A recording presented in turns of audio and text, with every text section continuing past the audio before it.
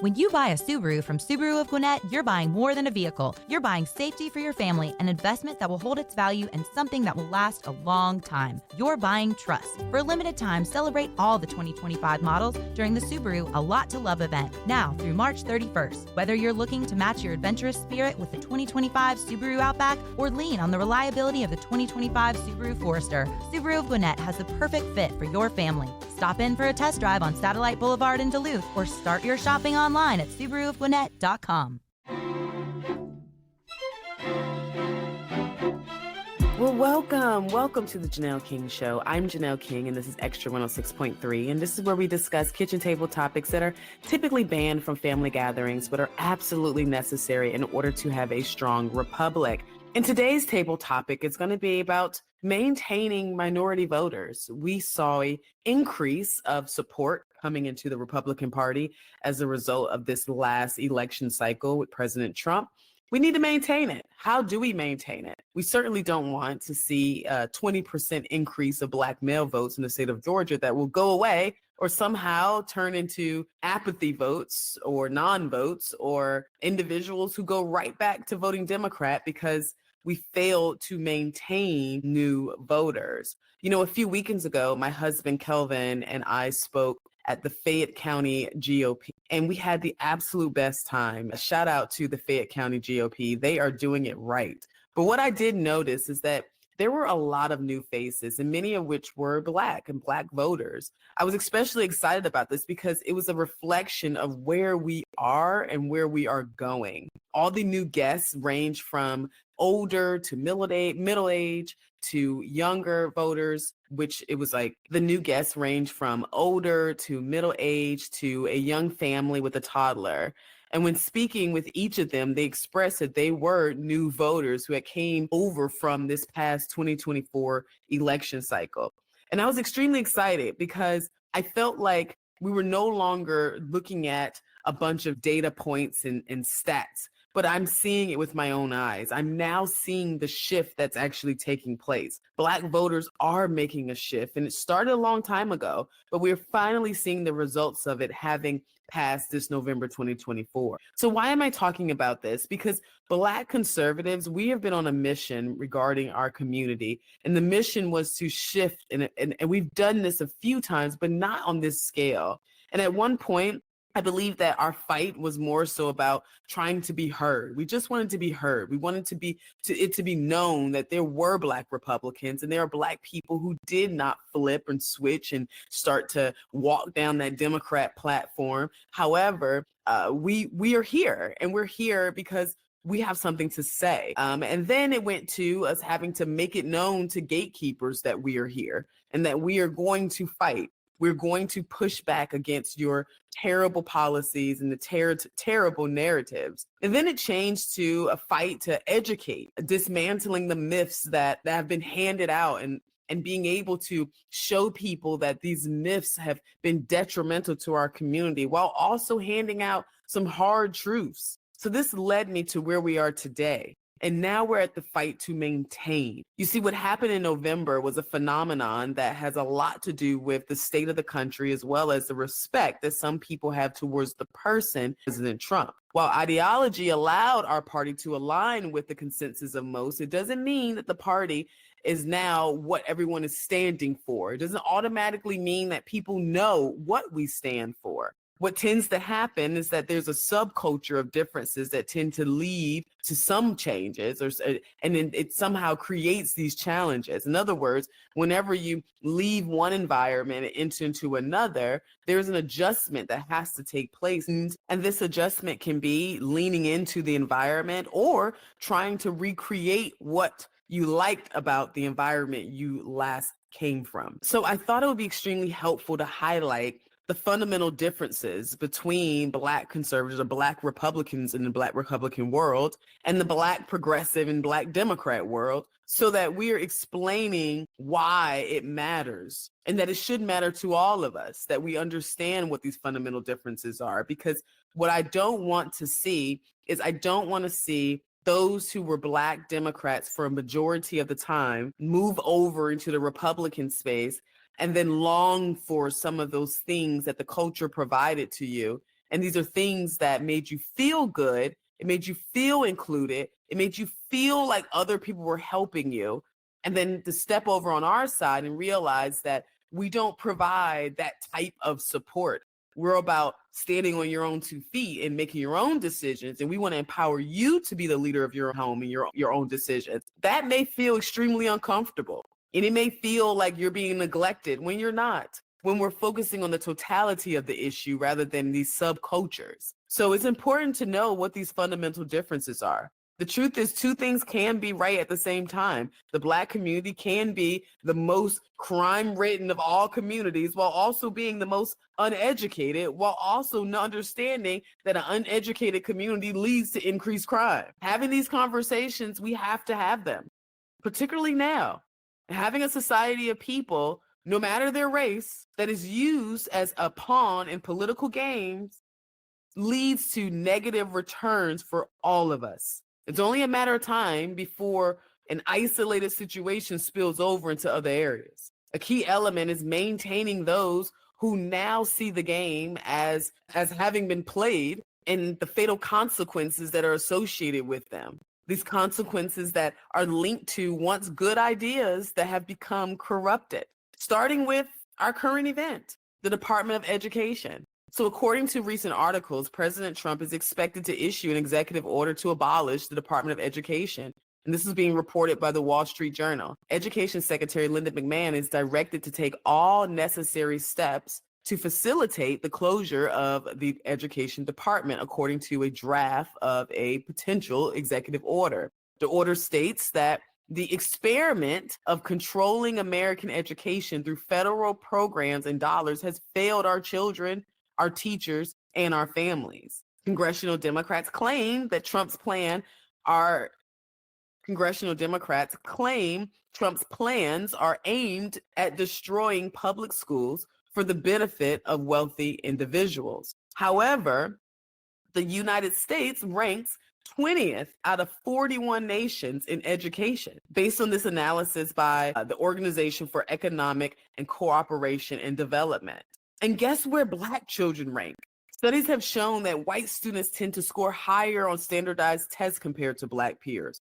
Historically, graduation rates have been lower for Black students compared to white students. A lower percentage of Black children transitioning to college has shown up in compared to white counterparts. The factors that are often listed as contributing to this cause include funding inequalities, access to experienced teachers, and the impact of socioeconomic status, as well as systematic racism. Well, let's look at this list. Funding inequalities. Well, typically, the process of funding is based on the areas that pays into the pot. Most failing schools are in poor neighborhoods, so naturally the funding will be a little different. But there's a way around that, and it's called lobbying. Many of the parents and PTAs in other areas advocate for funding for their students.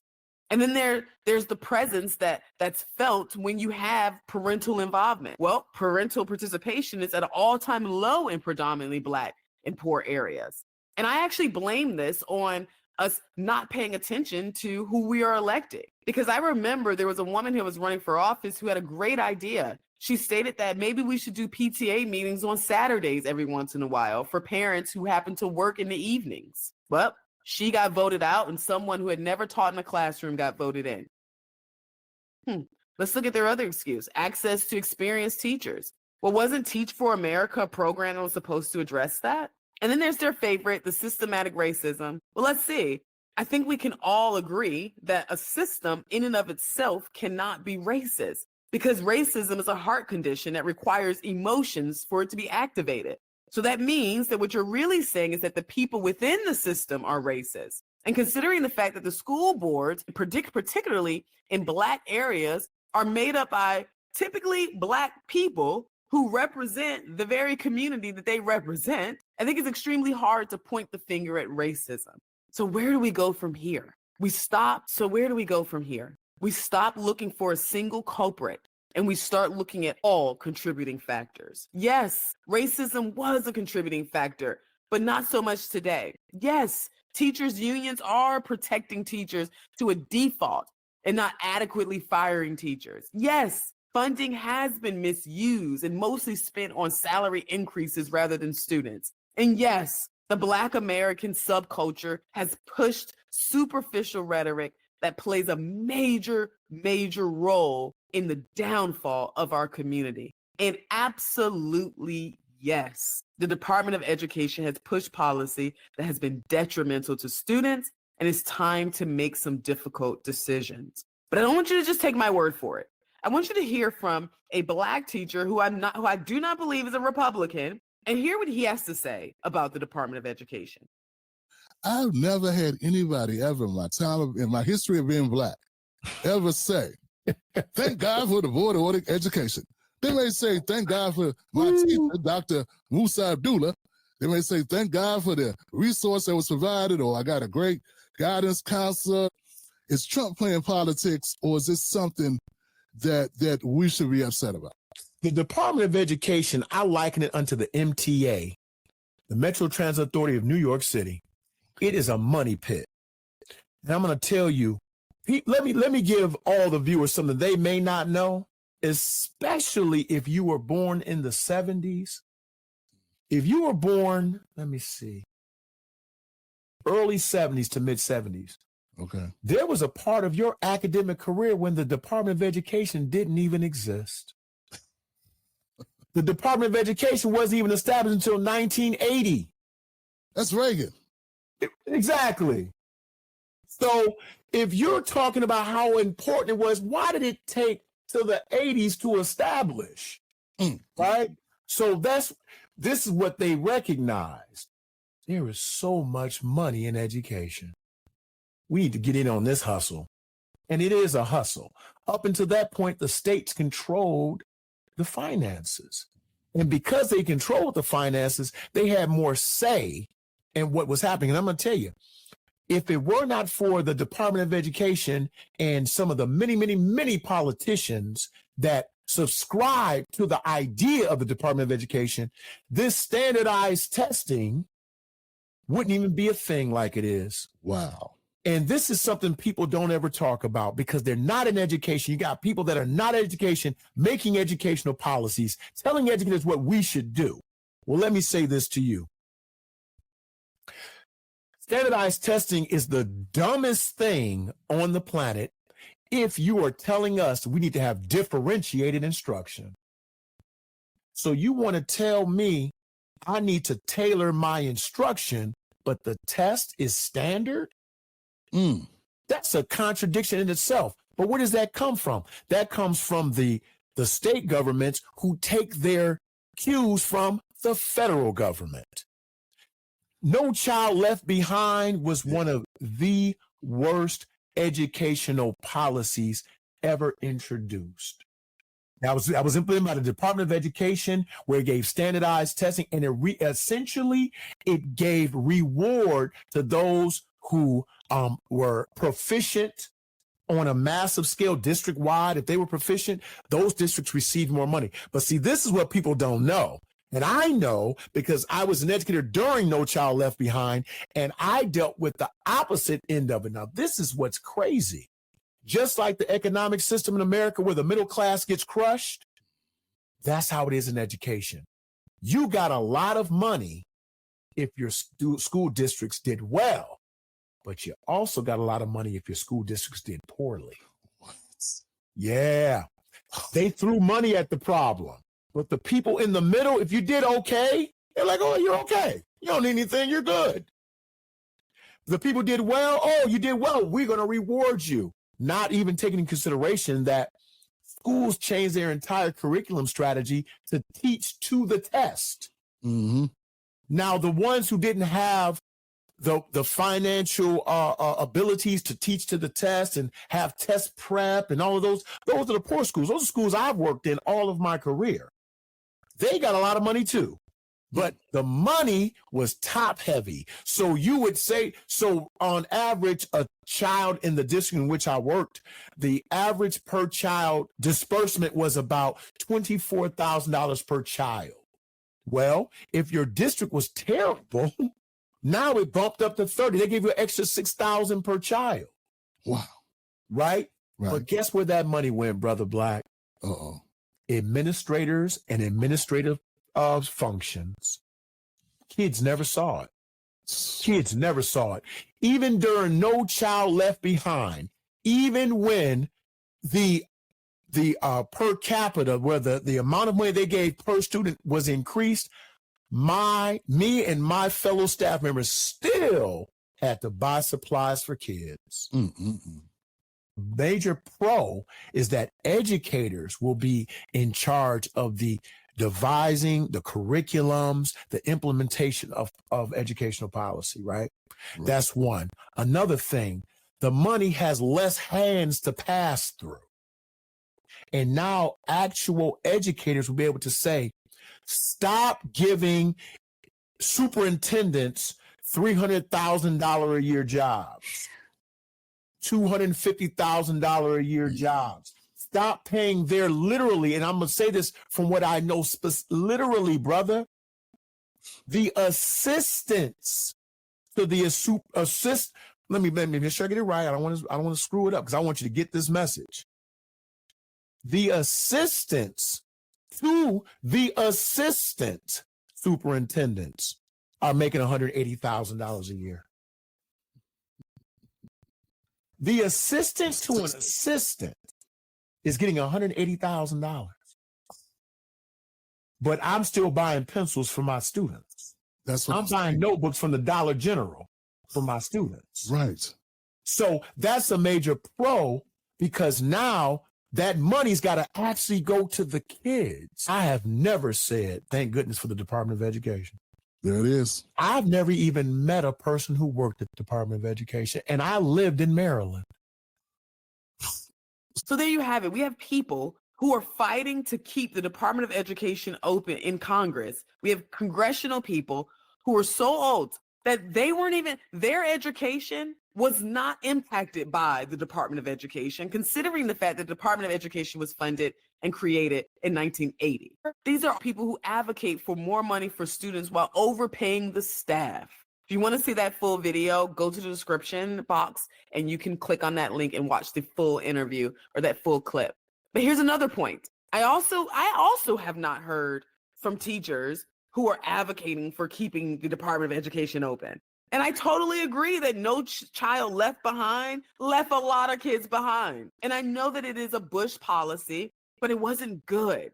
And it may have been a good idea at the time, but it wasn't a good idea to reward low-performing schools by giving them more money, thinking that that somehow is going to fix the problem. A part of holding government accountable is to recognize when the government is making mistakes and be willing to correct it. Speaking of corrections, after the break, I'm going to correct some of the myths imposed on Black Republicans and where some of these fundamental differences come from, which I believe are actually shared but not prioritized the same. So stay tuned as we dive into these fundamental differences between the Black Republican, the Black Democrat, and why it matters to all of us as we continue the Janelle King Show right here on Extra 106.3.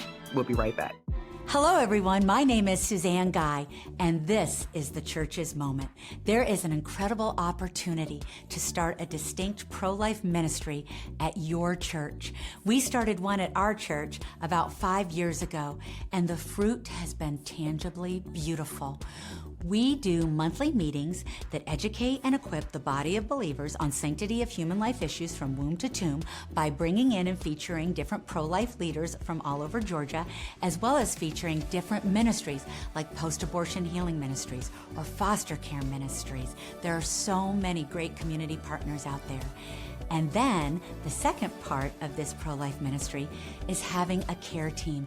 This is an opportunity to show moms in crisis, moms in unplanned, unwanted, or crisis pregnancies, that the church is the place to run to, that the church is a safe haven and a place to go for tangible help, real hope, true compassion, friendship, and discipleship, and yes, an opportunity to share the gospel in both word and deed. Brothers and sisters in Christ, will you consider starting a distinct pro-life ministry at your church? It's so easy. Please contact me today to find out how simple this is. You can contact me at my email, Proverbs 31:8 at att.net. This is the church's moment. When you buy a Subaru from Subaru of Gwinnett, you're buying more than a vehicle. You're buying safety for your family, an investment that will hold its value, and something that will last a long time. You're buying trust. For a limited time, celebrate all the 2025 models during the Subaru A Lot to Love event, now through March 31st. Whether you're looking to match your adventurous spirit with the 2025 Subaru Outback or lean on the reliability of the 2025 Subaru Forester, Subaru of Gwinnett has the perfect fit for your family. Stop in for a test drive on Satellite Boulevard in Duluth or start your shopping online at SubaruofGwinnett.com. Hey, it's a Kimmer. Okay, you're driving along. Suddenly you hear that horrible sound of metal and crunching. It's an accident. Even if it's a little minor fender bender, man, that could be a nightmare. First, obviously, take care of yourself. But before you make a deal with an insurance company or anybody else, call David Van Sant with Van Sant Law. You know why? Because he used to work for the insurance company, so he knows how to get the right settlement and right away. Van Sant Law, don't forget, if you don't get paid, they don't get paid. Protecting your interests. Insurance is great, but it's complicated. 855-GA-INJURY or vansantlaw.com.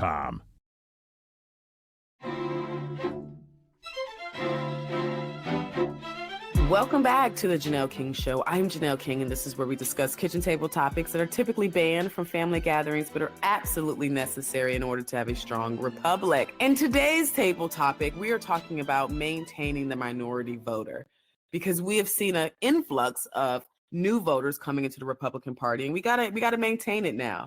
And before the break, we discussed the discussion around dismantling the Department of Education and why this matters for Black and poor communities. And I thought it was important to share that clip of what Black teachers are saying and what their perspective is, because oftentimes our Blackness is put on display, but not our voice. Let me repeat that. Oftentimes Blackness is put on display, but not our voice. There are a lot of Black people who are rejecting poor policy that's coming from the Democrat Party, but no one's listening to them. Matter of fact, they are being silenced because it's not profitable to push the voice and the message, because it might accidentally align with other people and not this subset of people that we're trying to create and make their voice elevated higher than others. So here we are, which in many cases, the messaging that comes from what we're saying contradicts this ethnic push that places race above ability or capabilities or even opportunities.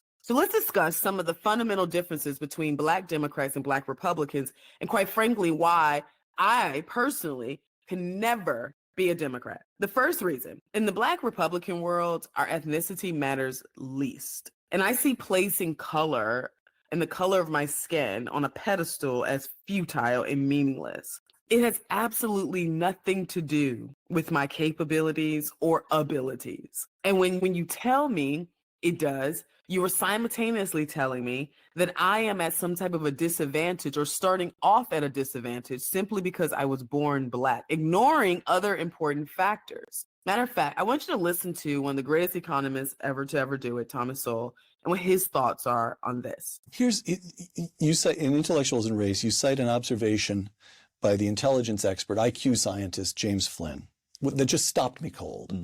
After the Second World War, you've got large numbers of American troops remaining in Germany. For that matter, there's still several tens of thousands there today. And both Black and white American soldiers had children with German women. And Flynn discovered that those children growing up in Germany showed no IQ differences at all. The Black kids and the white kids, the same.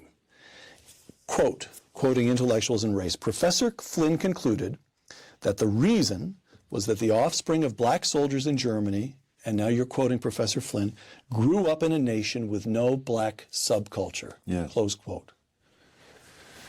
Which means what? Which means they experienced exactly the same expectations. Is this No, the expectations are external. The culture in which they grew up was not the culture in which Black kids grew up in America today. So they had... There's no gangster rap that was pervasively available in Germany. So here's what I'm getting. There is something about Black subculture in America today that holds African Americans themselves back? Yes. In fact, I went into this in a previous book on which about black rednecks and white liberals, because that same subculture held whites in the South back as well. That in the time this mental testing in the First World War turned up, among other things, the fact that whites from various 4 or 5 southern states scored lower on the mental test than blacks from 4 or 5 northern states.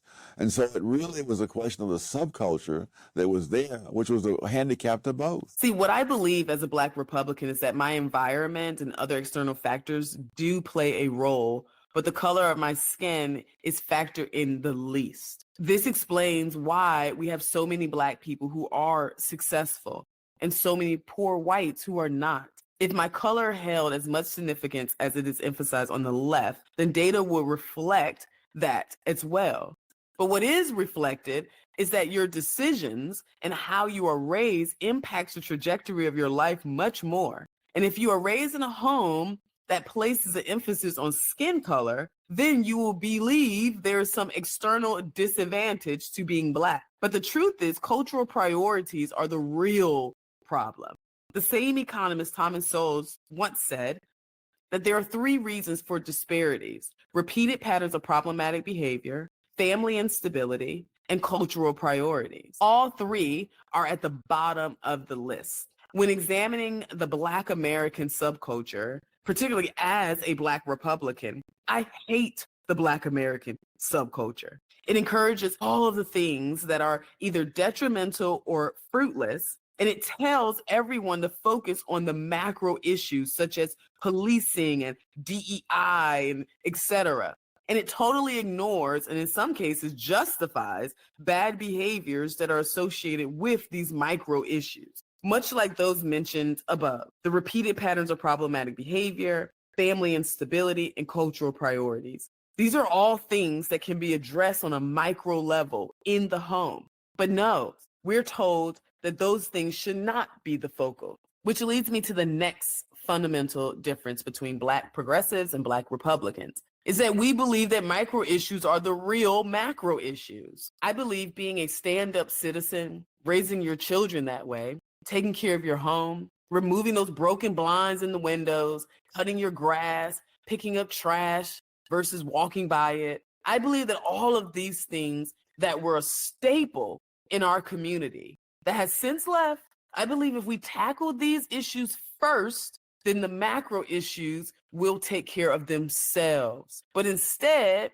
Democrats rather corral a bunch of Black people to march and to take down with the goal of taking, but instead, Dems will corral a bunch of Black people together to march against corporations and capitalism. But if you were to ask them how many of those people marching have a personal budget or have gotten themselves out of debt, I can guarantee you the number will be low. That's not a personal dig on my community. I'm just highlighting the damage that is done when you skip these important details. We truly believe, particularly as Republicans, that a rising tide will lift all ships. So it's helpful to the world when a community of people are uplifted, especially in a capitalistic society.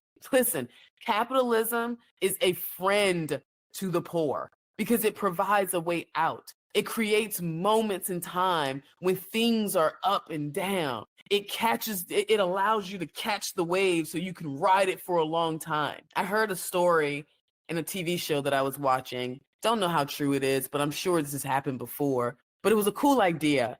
And the woman was saying that her father was an immigrant who came and worked hard and obtained his citizenship. You know, he did it all the right way and all that good stuff. But what was interesting is the example that was used was that the family member would drive around and find furniture that was put outside on the street, and then he would refurbish it, having, in some cases, he ended up selling that same piece of furniture or refurbished furniture back to some of the people that he got it from.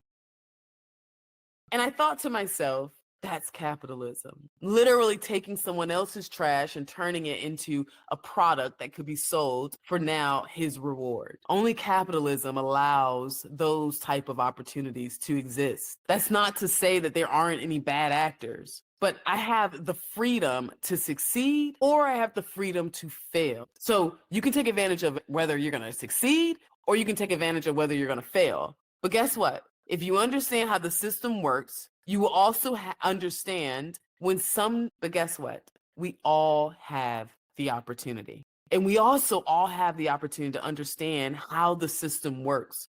And it's up to you to understand it so that you're not taken advantage of, ultimately avoiding being harmed by the system because you understand the system. But the problem is that the left teaches to fight the system rather than to understand it. So whenever something doesn't look right or doesn't feel right, you then jump to this extreme because you have no clue of other potential factors. So next, when speaking to Black Democrats, I feel like I'm speaking to people that are living in different time periods. It feels like Black Democrats are stuck in the 60s and the civil rights era, and it feels like Republicans, we're like stuck in Reconstruction. It always sounds like Democrats are focusing on breaking something down or what feels unjust or some case that they can just fight against, whereas Republicans believe in taking what we can from the system and let the unjust work itself out, because it will. Even slavery.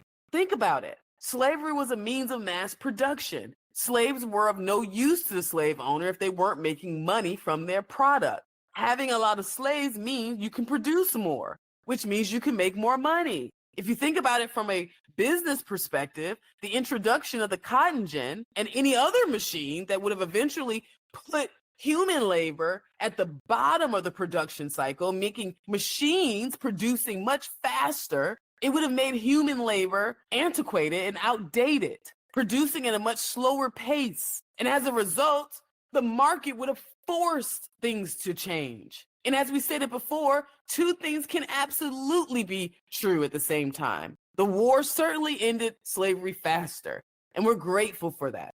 But it's also true that it would have probably have ended once the market would have evolved. And during Reconstruction, we saw success explode amongst the Black community. We had teachers, bankers, pilots, entrepreneurs, pharmacists. The community was thriving, not with the absence of discrimination, but in spite of discrimination. Fast forward to the 1960s, and they felt that thriving could not happen without the removal of every injustice, and that we must all fight the fight against the man in order to have a shot at success. But fighting for our civil rights, or most accurately, their fight for equal treatment, was absolutely a good fight. That became corrupted when the fight became more important than the fight to maintain family stability or home education of our children, or more important than maintaining the integrity of our community. Equality became what now looks like as handouts, not obtaining access like what the original fight was supposed to be about. Now we've created dependency, which is what we fought against during Reconstruction. Fundamentally, Black Republicans believe we simply need the same access and that we can make it work for ourselves. Whereas Democrats, it appears that Democrats want to ensure that we have the same access while also regulating the competition, feeling as though they've got to have a leg up of some sort. And the only way that Black people can get the leg up on society or somehow get back into the space where they think we should be in order to compete normally, we have to tie our competition's one arm behind their back and tell them to go fight. Is this true equality? If we are limiting others, hoping it will increase our chances, is that equality? Well, that leads me to another fundamental difference. Black Republicans honor our history by taking advantage of what their fight produced, while Black Democrats seem to honor our history by remembering the struggle and placing the fight on the pedestal above the achievement. We believe the achievement is what we do with the results. It's not critiquing the results as not being enough or having not achieved enough opportunity to go further, or maybe their policies could have done more. It's easy to say that from our perspective. In fact, not being able to see that you are living in the dream of our ancestors and what they fought for is a gross display of ungratefulness. History should serve many purposes, of which one is being enlightened, of which one history should serve many purposes, of which one of them being enlightening all of us on what it took to stand in the blessings of today. But we've got to stand in those blessings. If we're constantly fighting, we're also neglecting the wins that have lied down in front of us. And lastly, another fundamental difference, even though there are more, but for the sake of time, I'm going to end on this one. I have come to discover between Black Dems and Black Republicans, Black Democrats seem to talk the talk where I feel like Black Republicans walk the walk. Black Dems tend to hunker down on the Black side of town and complain from the bunker, never stepping foot on the field. Because the real work isn't against the white man. It's in our very homes. It's rejecting the subculture that tells us entertainment and athleticism is more important than education. It's owning the fact that living closely together isn't a valid justification for crime.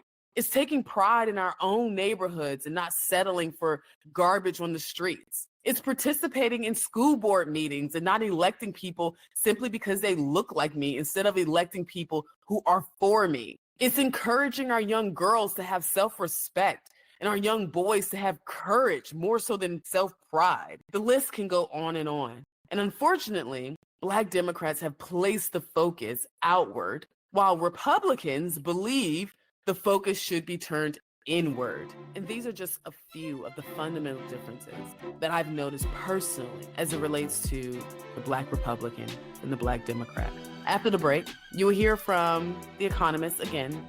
You're listening to The Janelle King Show. I'm Janelle King. This is Extra 106.3, and we'll be right back. Hello, everyone. My name is Suzanne Guy, and this is the Church's Moment. There is an incredible opportunity to start a distinct pro-life ministry at your church. We started one at our church about 5 years ago, and the fruit has been tangibly beautiful.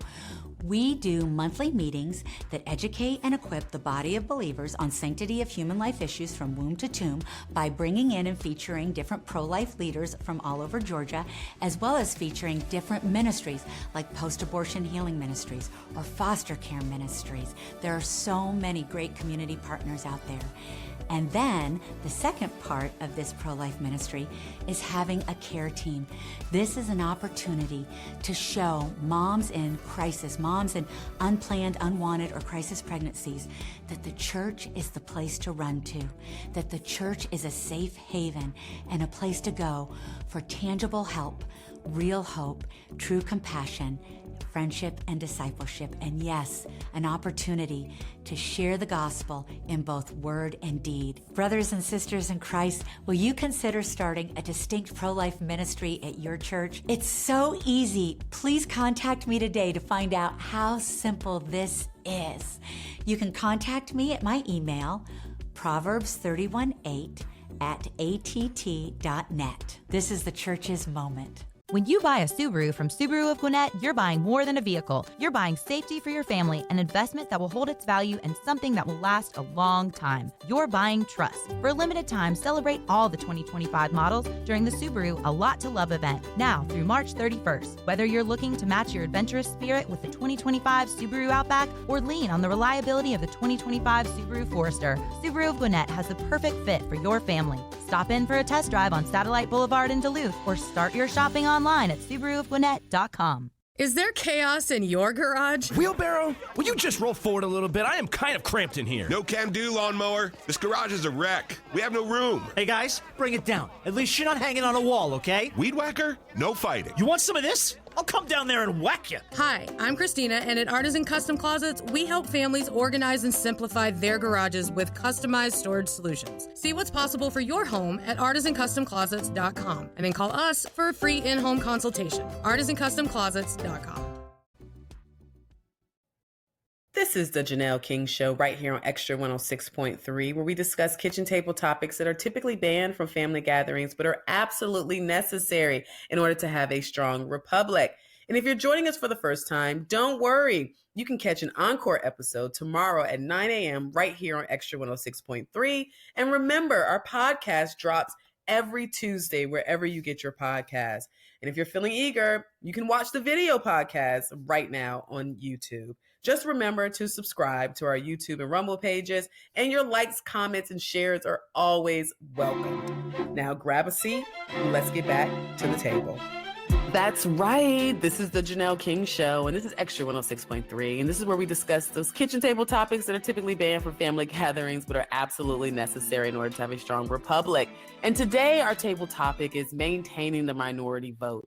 We saw that in the state of Georgia, President Trump received about 20% of the Black male vote, which is huge. But how do we maintain this? We're seeing a lot of Hispanics who are now coming over to the Republican Party because they're anti what's happening at the border as well. But what happens when the border is closed up? How do we maintain? Well, we've got to start telling the truth, starting now. You see, the biggest misconception is that Black Republicans care more about money and self-advancement. That couldn't be any further from the truth. Matter of fact, if that was the case, then why would we advocate for more Black people to come into the party? And why not just nestle into our little Republican rooms and make all our money and forget about everybody else? Because the truth is, selfishness is lying to you. Because the truth is, selfishness is lying to you. It's lying to you so that I can get your vote, so that I can keep a nicely secure Democrat voter. Never growing, never actually delivering on the promises, only maintaining pawns in a sick game. Dr. King's message was equal opportunity for individuals, regardless of race. In the years that followed, the goal changed to equal outcomes for groups. What now rose to dominance was the social justice agenda. If the social justice, those backing the social justice agenda could have everything they wanted, what would the country look like?